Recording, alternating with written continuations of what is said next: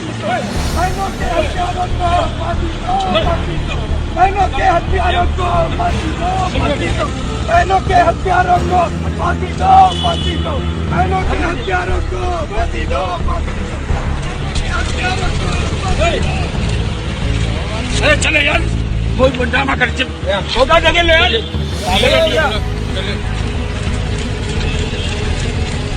उसको ढकेलना, उसको ढकेलो, मुझे ढकेलो।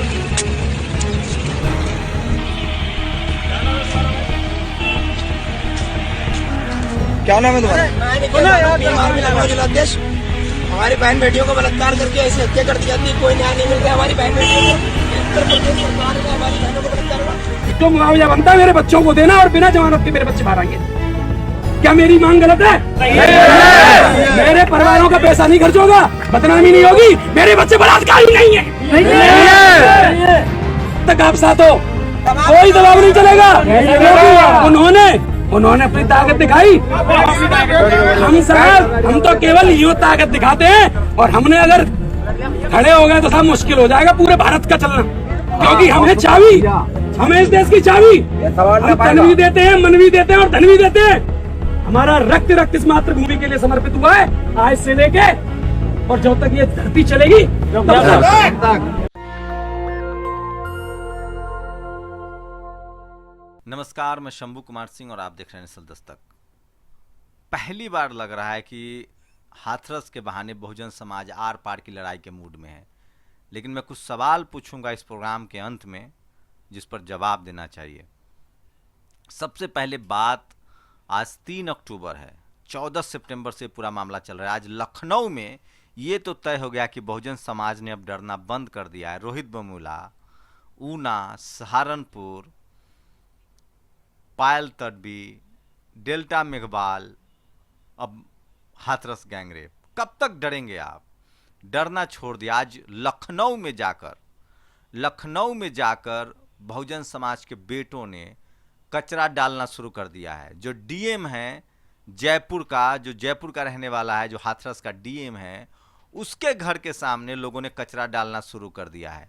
लेकिन विरोध के जिस तरह से तीखे हो रहे हैं तेवर, उसी तरह से लीपापोती की भी तेवर बड़ी कोशिश तेजी से हो रही है। आप कल्पना कीजिए कि जो बाल SC ST OBC माइनॉरिटी के लोग अपने आप को हिंदू कहते हैं, जहां 300 पुलिसकर्मी है, छावनी में तब्दील है हाथरस में, मीडिया को नहीं जाने दिया जा रहा है, परिवार वाले की फोन टेप हो रहा है, वहां एक बार फिर से जाति विशेष के लोगों ने, जिसके आरोपी जाति के लोग हैं, उन्होंने मीटिंग की। पहले इस मीटिंग का वीडियो देख लीजिए और इस शख्स का भाषण सुन लीजिए, आप शर्मसार हो जाएंगे। जो मुआवजा बनता है मेरे बच्चों को देना और बिना जमानत के मेरे बच्चे बाहर आएंगे। क्या मेरी मांग गलत है? मेरे परिवारों का पैसा नहीं खर्च होगा, बदनामी नहीं होगी, मेरे बच्चे बलात्कारी नहीं है। FSL की रिपोर्ट कह रही है कोई बलात्कार ना हो, लेकिन कहा है कि मीडिया और नेता के बलात्कार। मीडिया की भी चाहिए, कोई दबाव नहीं चलेगा जब तक आप साथ हो, कोई दबाव नहीं चलेगा। उन्होंने अपनी ताकत दिखाई,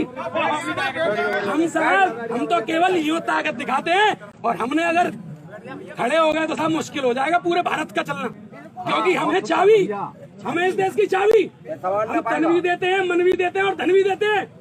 हमारा रक्त रक्त इस मातृभूमि के लिए समर्पित हुआ है, आज से लेके और जब तक ये धरती चलेगी तब तक। तो हम तो किसी को सता नहीं रहे, परेशान नहीं कर रहे। सब नार्को टेस्ट करा लीजिए, वीडियो कॉन्फ्रेंसिंग के जरिए जो SIT जांच चल रही है निष्पक्ष रूप से कर लीजिए। और अगर मेरा बच्चा कोई भी निर्दोष साबित है, बिना बेल के तुरंत निकाल के बाहर भेजिए और फिर सम्मान के पीढ़ी होगी। बिल्कुल, क्या आप सहमत है मेरे साथियों? तो सुना आपने, इससे पहले आजाद देश में आज तक ऐसा कभी नहीं होता। सिर्फ 2 मामले हैं। एक जम्मू कश्मीर में कठुआ में एक मुस्लिम लड़की का रेप हुआ था, मासूम बच्ची का, नाबालिग का। उसके बाद इसी तरह से तिरंगा लेकर रैलियां निकाली थी, वो RSS और BJP के लोग थे। और दूसरी बार वाल्मीकि समाज की बेटी की हत्या हुई है, गैंगरेप हुआ है, उसको जला दिया गया और उसके बाद पंचायत हो रही है। उससे भी ज़्यादा शर्मनाक है, ये भारत समाचार के जो एंकर है उनका ये बातचीत सुनिए। ये BJP का दलित विधायक है, ये सुनिए क्या कह रहा है। कह रहा हूं कि अब एडीजी लॉ एंड ऑर्डर बोल रहा है कि रेप नहीं हुआ। मेरी बात सुनो, मैं आपका सम्मान करता हूं। मेडिकल रिपोर्ट में आया है कि रेप नहीं हुआ, लेकिन बेटी ने अपने वीडियो में खुद कहा, अपने बयान में कहा कि रेप हुआ है और रेप के आधार पर खिलाफ कार्रवाई हुई, धारा तरमीम होकर के। जब अब वो मेडिकल में नहीं आया है वो अलग बात है। 2:30 बजे लाश क्यों जलवाई गई विधायक जी? आपने क्यों जलवाई लाश? आप क्या छिपाना चाहते थे?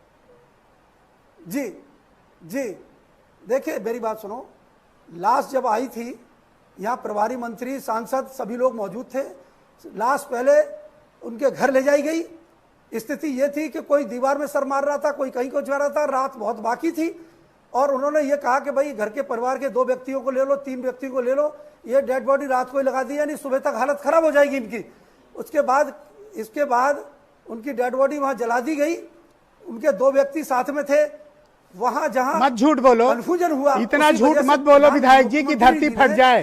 इतना झूठ मत बोलो कि दोबारा अपने समाज का सामना मत कर पाओ। इतना भी झूठ मत बोलो कि अपने बच्चों से आंख मत मिला पाओ। इतना झूठ मत बोलो, धरती फट जाएगी इतना झूठ बोलोगे। सुना आपने?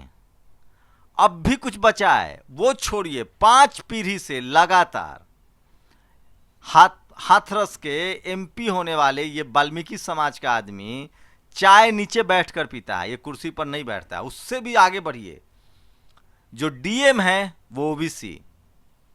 मैं आपको पूरा पोस्ट बताता हूं, जो आपको थोड़ा थोड़ा रुकना पड़ेगा, मैंने सब निकाले हैं, थोड़ा वक्त लगेगा आपको।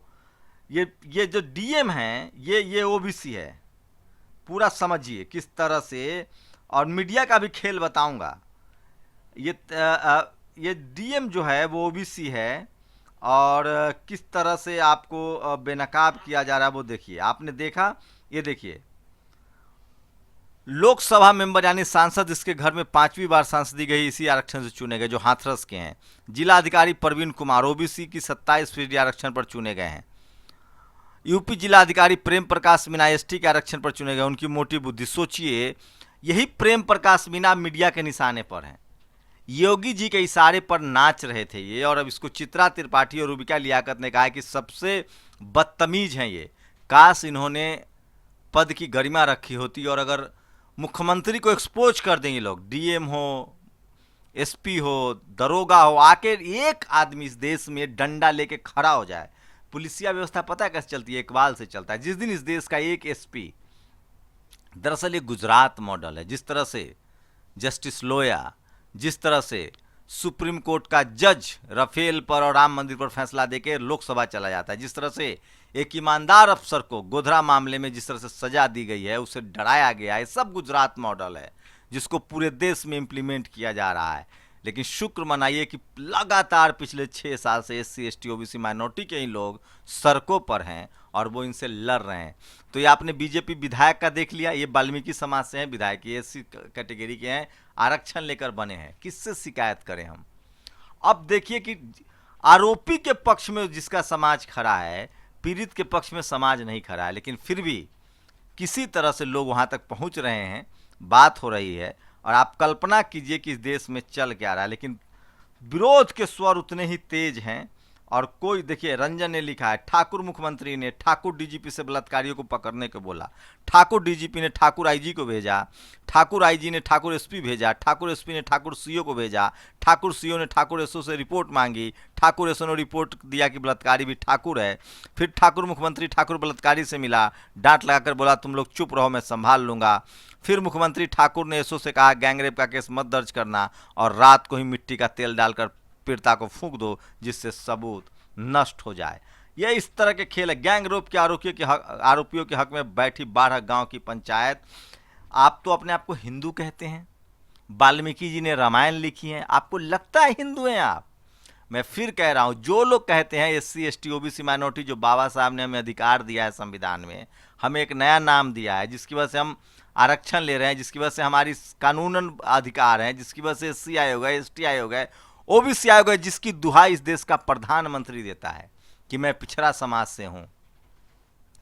उस आइडेंटिटी को भूल के आप लोग ना हिंदू बने घूमते हैं। क्या आप ब्राह्मण, आपको सीधे ब्राह्मण बना देगा? आपको हिंदू रखा जाता है सिर्फ अधिकार लेने के लिए, आपके अधिकार को छीनने के लिए। तो वो तमाम बड़ी खबरें हैं जो आपको समझना चाहिए। लखनऊ में कलेक्ट्रेट के सामने, और ये देखिए हाथरस मामले में कलेक्टर प्रवीण कुमार के जयपुर में वैशाली नगर आवास पर लोगों ने कचरा फेंका। कलेक्टर के पीड़ित परिवार से बातचीत का ऑडियो वायरल होने के बाद आक्रोश। सोचिए, एक वीडियो वायरल हो रहा है, ऑडियो वायरल हुआ है। बीजेपी आईटी सेल जो मालवीय है, सोचिए वो आरोपियों के साथ है, उसने एक वीडियो वायरल किया है। तनुश्री पांडे जो पत्रकार थी, उन्होंने पीड़ित परिवार को कहा कि आप समझौता मत कीजिएगा। सोचिए 25 लाख रुपए देके समझौता किया जा रहा है। रेप किसी के बेटी के साथ हुआ है, उसको मर गई वो, आप पैसा देंगे कि कानूनन प्रावधान करेंगे? ठीक मनुस्मृति है, मनुस्मृति में जाति विशेष के लोगों के लिए व्यवस्था थी कि अगर वो रेप करेंगे तो टीका लगा के छोड़ दिया जाएगा। क्या बात कर रहे हैं साहब, कितने बहादुर हैं ये लोग, सब दुनिया जानता है। अंग्रेजों से कौन लड़ रहा था, मुगलों से कौन लड़ रहा था, दुनिया जानती है। आज आपके पास जमीन है, आपके पास जज है, आपके पास सुप्रीम कोर्ट है, आपके पास सीएम है, तो आप इस तरह से अत्याचार करेंगे? कल्पना नहीं कर सकते आपके देश में चल क्या रहा है। वो तो शुक्र मनाइए कि सोशल मीडिया की वजह से ये सारी खबरें सामने आई है। और यूपी सरकार की हकीकत देखिए, सीबीआई जांच की जो लोग मांग कर रहे हैं उनके लिए कह रहा हूं, उन्नाव रेप कांड में आईएएस अदिति सिंह की और सरकार की क्लीन चिट। ठकुराइन आईएएस थी, इनको सरकार ने कहा कि सीबीआई ने जो आरोप लगाए वो गलत है। वही उन्नाव रेप जिसमें आरोपी था, जिसमें पीड़िता को मार दिया गया, उसके पूरे परिवार को मार दिया गया, उसके बाप को मार दिया गया, उस मामले में कलेक्टर भी दोषी थी। और इसी तरह का व्यवहार एक कलेक्टर कर रहा है। कलेक्टर सरेआम परिवार को धमका रहा है, वीडियो वायरल हो रहा है, वहाँ पीड़ितों को मिलने नहीं दिया जा रहा है। और आपको क्या लग रहा है कि ये जो मीडिया है, ये जो हाथरस जा रही है सरकार के खिलाफ है, योगी जी को बचाने के लिए? कोई सवाल ही नहीं पूछ रहा है कि योगी जी से। विश्व दीपक ने बहुत अच्छा लेख लिखा है, मैं आपको बताऊंगा, लेकिन उससे पहले कुछ बड़ी खबरें मैं आपको बता दूं जो कि बहुत ज़रूरी है। और ये खबरें जो हैं वो कल जिस तरह से जंतर मंतर पर विरोध प्रदर्शन हुआ, उसके बाद से देश भर में लगातार विरोध प्रदर्शन जारी हुई है। देखिए ग्वालियर से विरोध प्रदर्शन की तस्वीरें हैं, और ये है यूपी पुलिस का वीडियो वायरल हो रहा है, जिसमें साफ देखिए किस तरह से पुलिस वाले घर में जाके गुंडागर्दी और मारपीट कर रहे हैं। ऐसी सरकार किसी को नहीं चाहिए। ये देखिए घर के बहू बेटियों के अंदर और घर में घुस के, सर घर में घुस के, ये कोई न्याय है? ये योगी सरकार है। बहू बेटियों को कोई इज्जत नहीं। ये देखिए सर, ये देखिए घर के अंदर घुस के, ये देखिए घर के अंदर घुस के, ये देखिए घर के अंदर घुस के, ये योगी सरकार है, ये योगी सरकार है, ये योगी सरकार है। ये देखिए साहब, हमारे घर का कमरा है सर, ये देखिए हमारे सारे कागज पत्तर सब फाड़ दिए। ये देखिए पुलिस वाले घर के अंदर घुस के, ये देखिए ये योगी सरकार है सर। ये योगी सरकार में दलितों के ऊपर अत्याचार है, ये हम जात के चमार है ना, इसलिए ये ठाकुरों की सरकार है। ये देखिए दरवाजे वगैरह भी तोड़ दिया। ये देखिए चंद्रशेखर रावण की लगातार तारीफ हो रही है, वो जिस तरह से लड़ रहे हैं। और हिमांशु वाल्मीकि ने देखिए लखनऊ में मुख्यमंत्री सेक्रेटेरिएट के सामने बहुजन समाज के लोगों ने जाके कचरा डाला है। विरोध का यही तरीका अब हमें अपनाना पड़ेगा, नहीं तो हम कुछ नहीं कर सकते हैं। राहुल गांधी आज फिर जा रहे हैं, और ये देखिए किस तरह से बैरिकेड लगाया गया है। और ये वो सांसद है जो नीचे बैठ के चाय पीता है। और ये देखिए लगातार अशोक भारती ने ट्वीट किया है, सीमा समृद्धि ने साफ साफ कहा है कि वो इस बेटी को न्याय दिलाएंगी चाहे किसी कीमत पर। और ये चंद्रशेखर रावण का ऐलान सुनिए। मैं आज रात में टीम से बात करके या कल हाथरस जाने की घोषणा करूंगा, और पूरे समाज के लोगों से निवेदन करूंगा कि वो हाथरस कूच करें। मैं देखना चाहता हूं कि लखनऊ की जो प्रदेश की जो राजधानी लखनऊ, वहां बैठे मुख्यमंत्री की जेलों में कितनी जगह है और वो कितने लोगों को बंद करेंगे। अगर इस लड़ाई में अपनी बहन को न्याय दिलाने के लिए हमें मुकदमे, जेल, गोली, फांसी कुछ भी कबूल करना पड़ा, तो हम अपने आदर्श विश्व रत्न बाबा साहब अम्बेडकर के दिखाए रास्ते में चल के, और नौजवानों के आदर्श शहीद सरदार भगत सिंह और उधम सिंह के रास्ते पे चल के शहादत देने को भी तैयार रहेंगे। लेकिन इस देश में बहनों का अपमान बर्दाश्त नहीं किया जाएगा। दोनों हाथ उठा के बताओ, अन्याय के खिलाफ लड़ोगे नहीं लड़ोगे? और मध्य प्रदेश में भी इसी तरह की घटना हुई है। जहां एक बेटी को मौत के मुंह में धकेल दिया गया है और रेप केस दर्ज, सामूहिक रेप की रिपोर्ट न लिखने पर दलित महिला ने लगाई फांसी। बीच ये मत सीएम सख्त, नरसिंहपुर एसपी और एसडीओपी हटाए गए, एसपी से जवाब तलब। मैं फिर कह रहा हूं, जिस दिन हम लोगों ने सड़क पर खड़ा होना सीख लिया ना, हमें न्याय देने से कोई नहीं रोक सकता। ये बात आपको समझना पड़ेगा और आप नहीं समझेंगे, अगर आप संसद में नहीं हैं तो सड़क पर आना सीखिए। जिस दिन सड़क पर आना सीख जाएंगे उस दिन इस देश की सरकार की चूल्हे हिल जाएंगी। आप सोचिए किस तरह से मुसलमान की बेटी हो तो झंडा रैली निकालते हैं, दलित की बेटी हो तो पंचायत करते हैं। अरे जांच होने दो, क्यों जलाए सब, क्यों सब जला दिया, क्यों 14 दिन से एफआईआर नहीं कर रहे थे? आप बताइए। मतलब फोन टेप हो रहा है, नार्को टेस्ट पीड़ित परिवार का कराया जाएगा, योगी जी का नार्को टेस्ट हो जाए, योगी जी का फोन टेप हो जाए कि वो इस दौरान क्या क्या बात किए हैं। संसद, लोकतंत्र में सब बराबर है, आपको करना पड़ेगा ये सब, और आप नहीं करेंगे इसका मतलब आप छुपा रहे हैं। तो ये तमाम वीडियो मैं आपको दिखा रहा हूं और आपको सोशल मीडिया पर क्या चल रहा है वो आपको देखना पड़ेगा, समझना पड़ेगा। और मैं शुरू से शुरू करूंगा और एक एक विश्लेषण करूंगा कि ये देखिए 4 महीने हो गए पार पर SC/ST सदस्य पैनल का फैसला नहीं ले पाई मोदी सरकार। 4 महीने से केंद्र में SC/ST आयोग नहीं है, आग लगी नहीं लगाई है, लाश जली नहीं जलाई गई है, सबूत मिटी नहीं मिटाई गई है, सूरज कुमार बौद्ध ने कहा है। अब नई बात सामने आ रही है, बच्ची के सभी परिवार वालों के फोन टेप और सुविधा के हिसाब से लीक किया जा रहा है। सोचिए योगी आदित्यनाथ का फोन टेप हो कि ये किससे बात करे, वहाँ के डीएम का फोन टेप हो।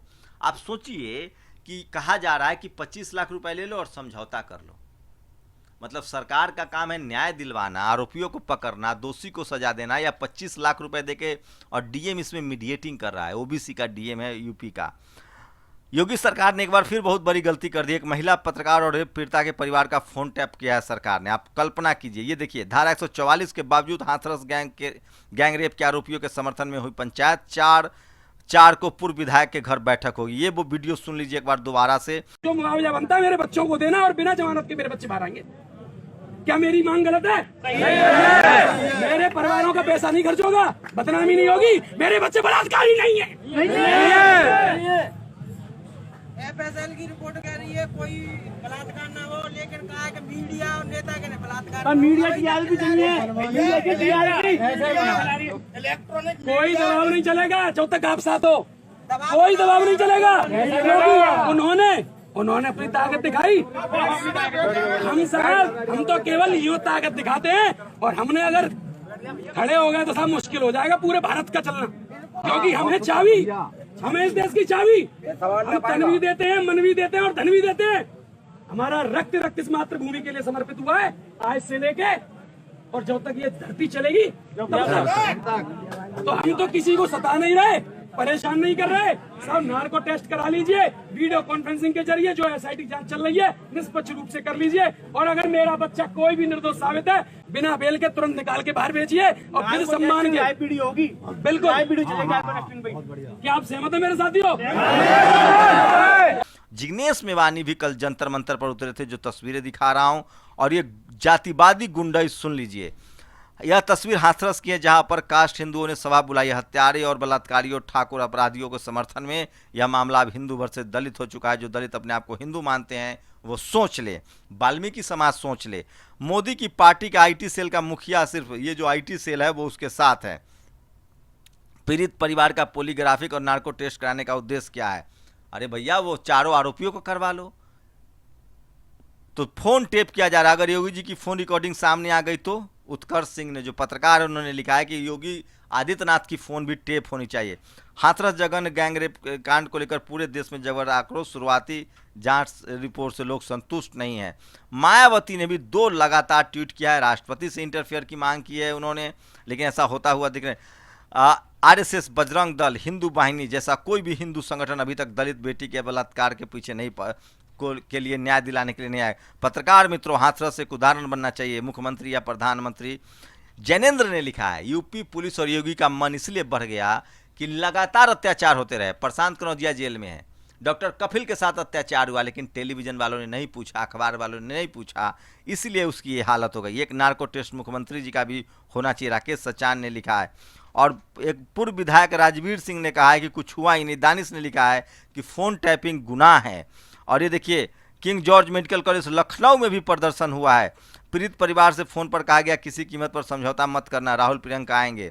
तो देखिए क्यों समझौता करेगा। और ये एक वीडियो वायरल हो रहा है, किस तरह से गुंडाई हो रही है। एक ट्रैक्टर को जलाया तो प्रधानमंत्री को दुख हुआ था, एक बेटी जला दी। और ये वीडियो देखिए, ये भारत समाचार का है, जो लगातार बीजेपी का जो दलित विधायक है हाथरस का, उसकी पोल खोल रहा है। कि अब एडीजी लॉ एंड ऑर्डर बोल रहा है कि रेप नहीं हुआ।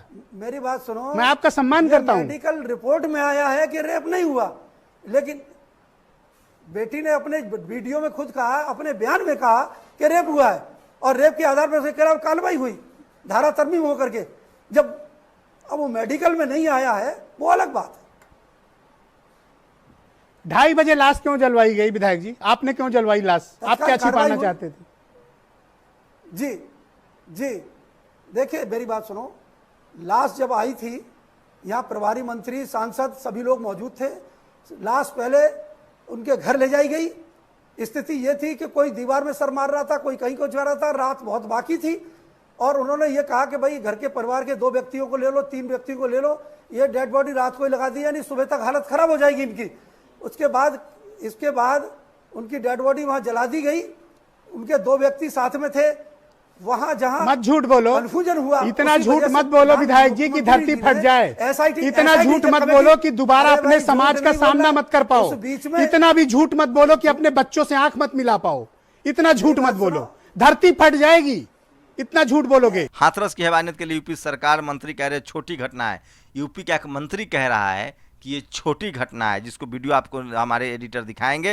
हाथरस गैंगरेप, पीड़िता के गांव में पुलिस के 300 जवान, 2 दिन तक परिजन रखे गए कैद।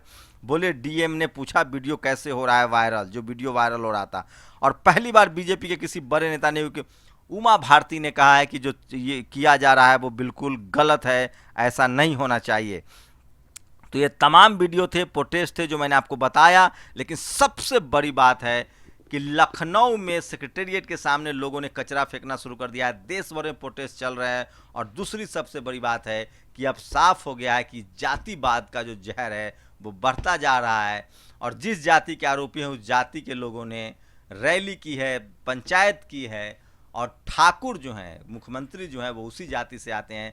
संजय सिंह ने भी आरोप लगाया था कि किस तरह से ठाकुरों को जगह जगह डिप्यूट किया जा रहा है। तो आप कल्पना कर सकते हैं कि आरएसएस के सबसे करीबी योगी आदित्यनाथ बीजेपी के मुख्यमंत्री कहे जाते हैं, यूपी के मुख्यमंत्री हैं। आप कल्पना कर सकते हैं कि एससी एसटी ओबीसी माइनॉरिटी के लिए इस सरकार में क्या होगा। बाकी तस्वीरें सब कुछ बयां करती है। आप लोग अपनी प्रतिक्रिया जरूर दीजिए। शुक्रिया। नेशनल दस्तक की आपसे गुजारिश है कि अगर इसको बचाना चाहते हैं तो नेशनल दस्तक को सब्सक्राइब करने के लिए रेड कलर के सब्सक्राइब बटन को दबाएं, फिर बेल आइकन की घंटी दबाएं। नेशनल दस्तक को बचाने के लिए बहुत जरूरी है कि हर खबर को शेयर करें, लाइक करें, कमेंट जरूर करें।